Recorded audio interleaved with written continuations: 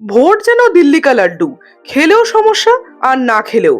এবার উত্তর কোরিয়ার শাসক কিম জং উনের ভোটের ফলাফল দেখে তার নিজের চক্ষুই ছানা বড়া।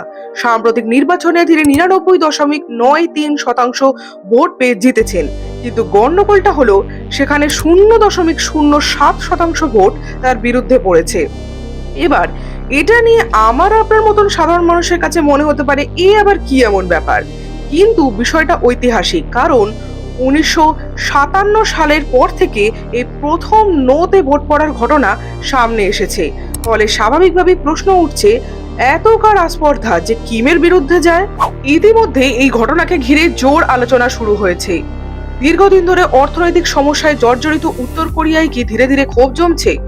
বিশেষজ্ঞদের মতে কিম জং উনের মতন মানুষ নিজের ক্ষমতা ধরে রাখতে ভীষণ পছন্দ করেন, কাজেই এইভাবে ভোট পতনের বিষয়টিকে তিনি মোটেও সহজভাবে মেনে নেবেন না।